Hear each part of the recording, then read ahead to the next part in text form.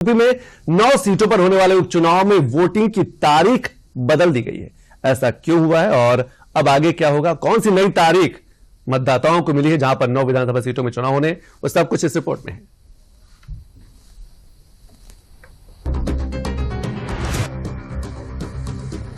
चुनाव आयोग के आदेश के बाद अब यूपी उपचुनाव में वोटिंग की तारीख बदल गई है, लेकिन नतीजों की तारीख वही रहेगी।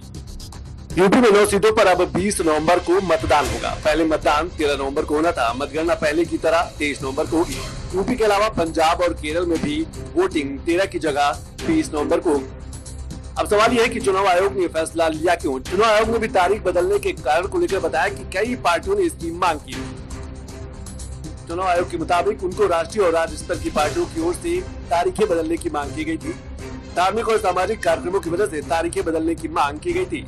धार्मिक सामाजिक कार्यक्रमों से चुनाव संपन्न कराने में दिक्कत आती है और इसका असर मतदान प्रतिशत पर भी पड़ता है।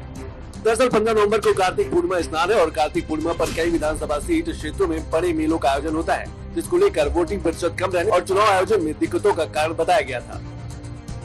बीजेपी ने 18 नवंबर को तारीख बदलने के लिए चुनाव आयोग को चिट्ठी भी लिखी थी। बीजेपी के मुताबिक 15 नवंबर को कार्तिक पूर्णिमा स्नान के लिए कुदरकी, मीरापुर, गाजियाबाद और प्रयागराज में कार्तिक पूर्णिमा पर मेला लगता है।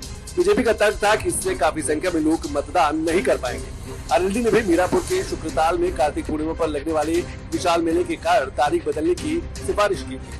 अब मतदान की तारीखों में बदलाव होने से पार्टियों को चुनाव प्रचार का ज्यादा समय मिल जाएगा। उधर उपचुनाव को लेकर बीजेपी ने भी पूरा प्लान तैयार कर लिया है। सीएम योगी कमान अपने हाथों में लेकर पश्चिमी यूपी से प्रचार करने मैदान में उतरने वाले हैं। सीएम योगी 3 दिन में 9 जनसभाएं करेंगे। सीएम योगी की जनसभाएं 8 नवंबर, 9 नवंबर और 11 नवंबर को होनी है।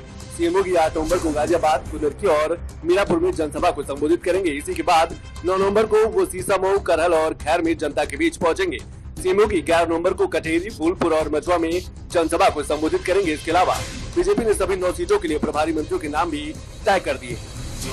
यूपी में सियासत उपचुनाव को लेकर गरमाई है। पक्ष हो या विपक्ष, दोनों के दावे सभी सीटों पर जीत के।